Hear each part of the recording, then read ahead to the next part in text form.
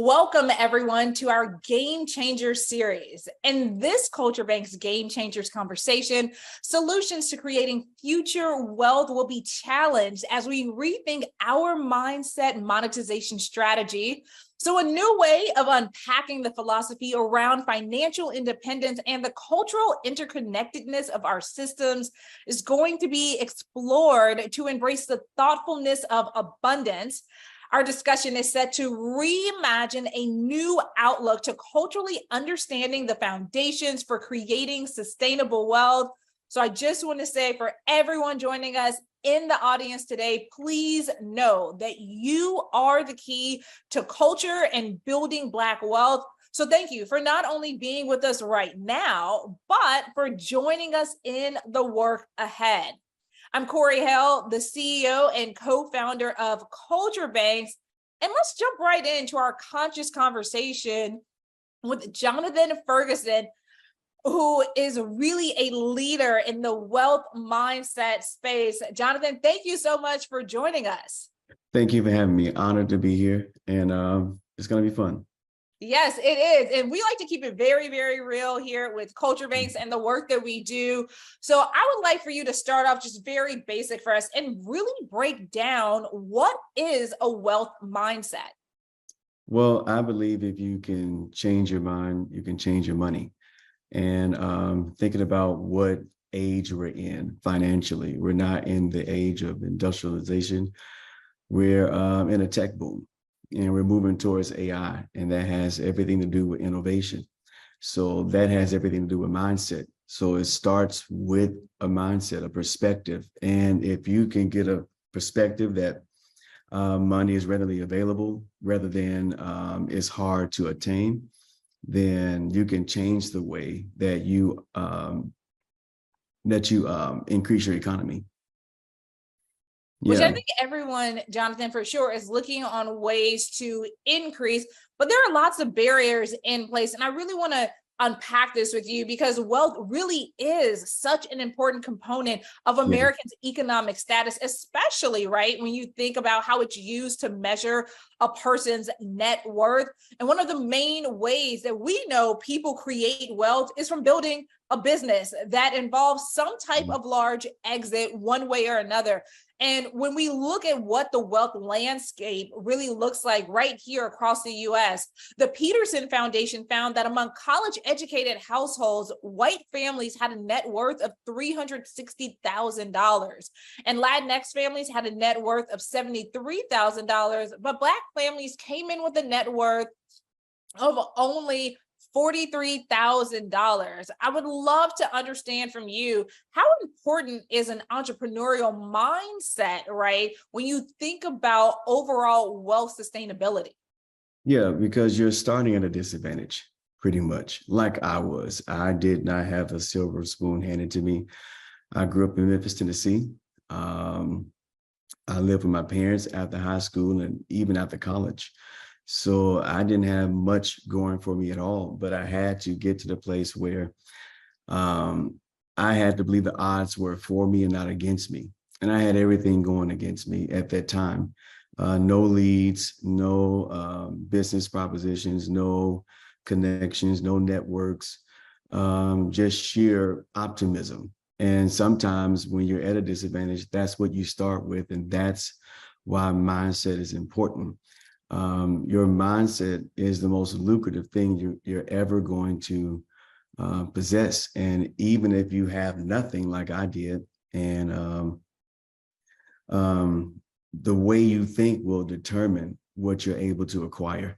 And it's so immaterial. It sounds so abstract. It sounds so unrealistic. But that's where I had to begin. I had to decide that I was not going to be the person that was a statistic. I was not going to be the person that was going to be without. And I looked at people when I saw the white families that you mentioned. I made up my mind that if they can have it, I can have it. And no one, the system, the government, no one can tell me what I could have or what I could not have. So you start digging. You come up from the ground, and if you feel like you're low, then start from the ditch. You start, that's where seeds grow. They have to be planted in the ground They have to be buried. They have to be away from the light. You know, roots from a tree grow away from the light first, and then they grow up from the ground. So that's where growth begins. It begins in the dirt.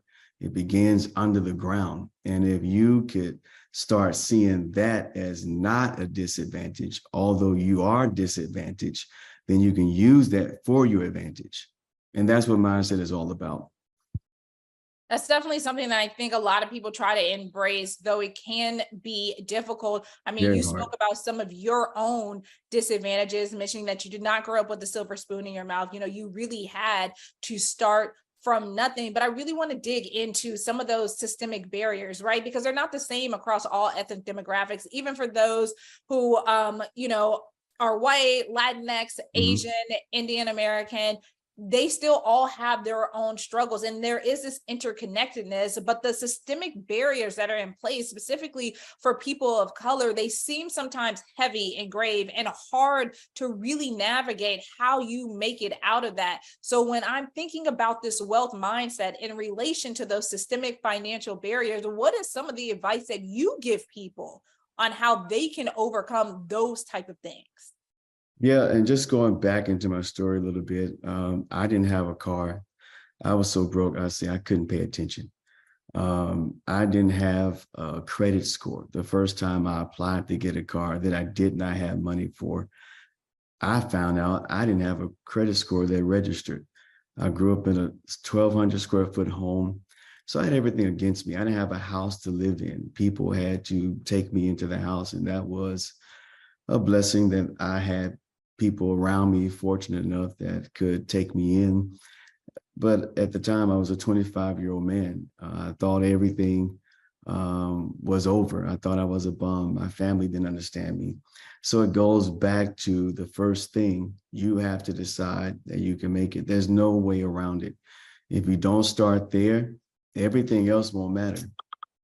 There are a lot of people that, because of their mindset, I'll say it like this. I know a lot of broke, rich people, and you can squander what you have if you don't think right. So I think the first step is the mindset, and then next, use what you have.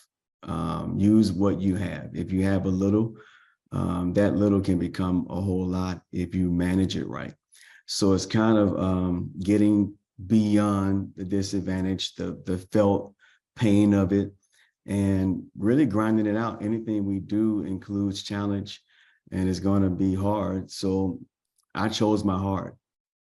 If it's going to be hard, I chose to let it be hard learning, let it be hard thinking the best, let it be hard growing, let it be hard developing emotionally. I focused on those things because it was hard regardless. Yeah, I love that you brought up stuff being hard. One of my favorite things that former President Barack Obama would always say, and he had this on his desk in the West Wing, is that hard stuff is hard for a reason, right? If it was easy, everyone would be doing it. You know what? I was scrolling through your Instagram over the past few days, and all of the great content that you put out about not just what you're doing, but about the people that you know that you have helped that have bought into this wealth mindset. And I would love for you just to share a few examples right now with our audience about the people that decided to buy into this wealth mindset and how it was able to really change their lives for the better. Yeah, so I have a lot of stories. I think my favorite go-to story is a young lady. She was a single mom, Black sister with 2 children, living in her car with their 2 children. And she lived there for 3 months, and I helped her scale up to over $750,000. And now she's an executive assistant for Meta. The guy sitting right beside me, young Black man, very brilliant, smart, but was living with his parents in Jersey, making $50,000 a year. Of course, the cost of living is not like Texas where I am, so that is poverty.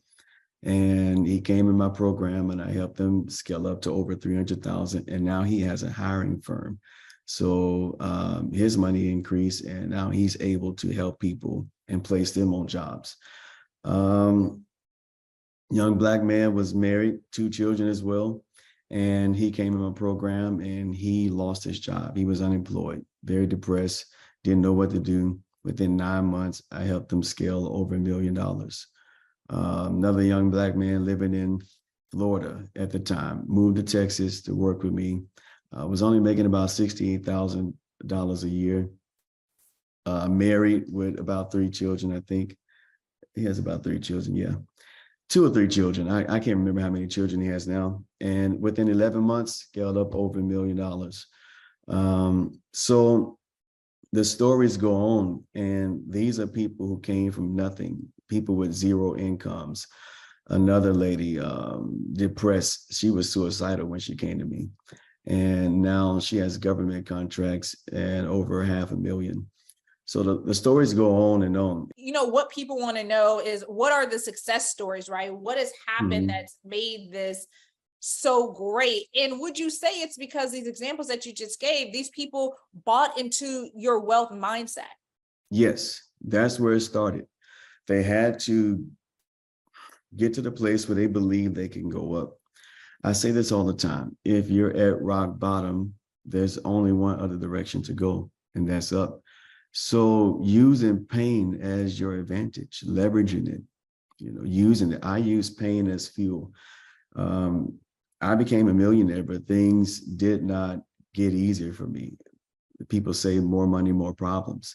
So I think even that mindset, a perspective of what are you looking for? Because money is not an answer to problems and pain, but it does give you options. So if you're thinking of money in the perspective of it's going to end all your troubles, it's only going to add trouble.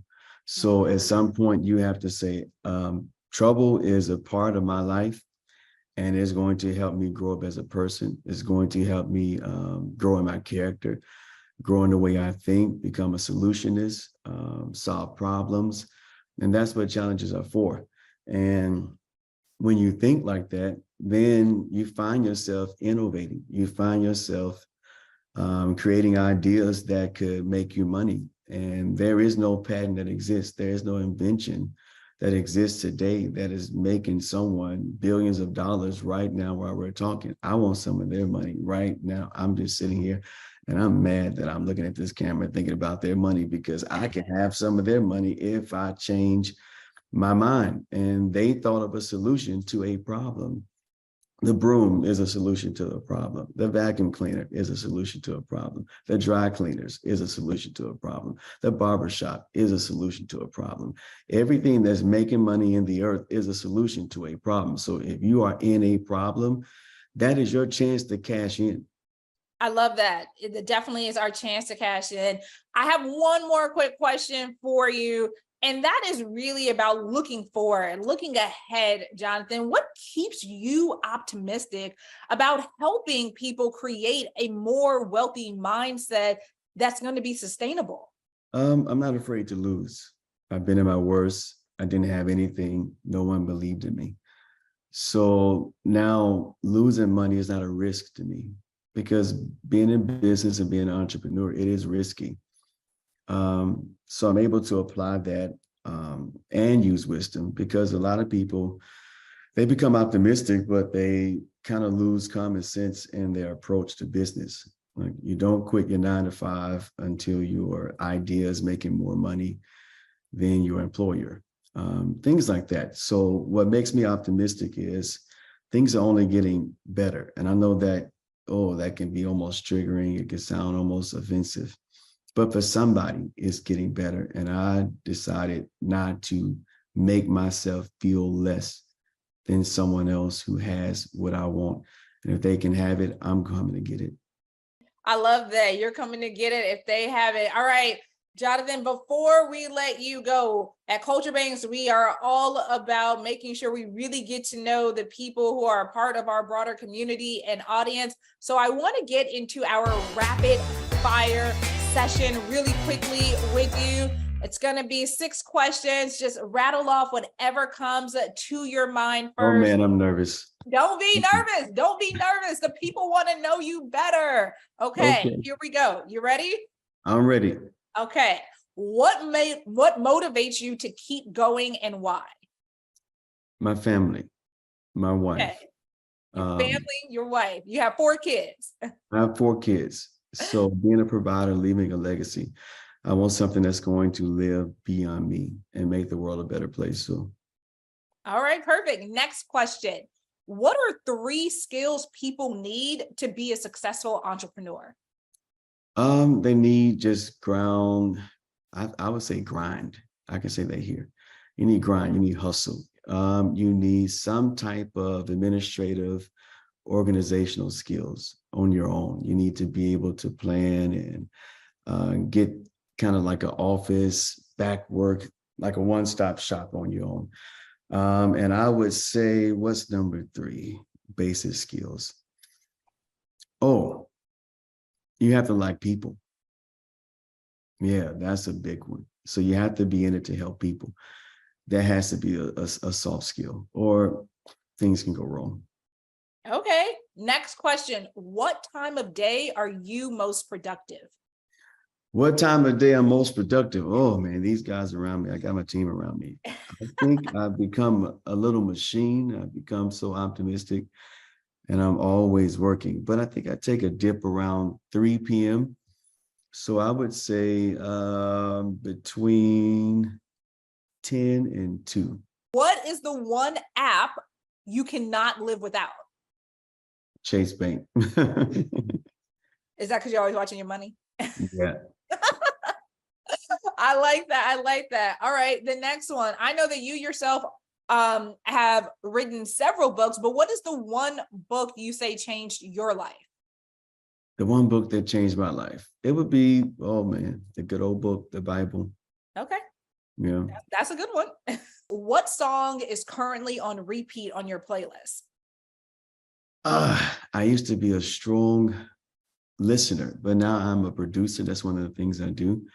So I get overwhelmed with music. I don't really play music. I'm sorry, I can't answer that question better.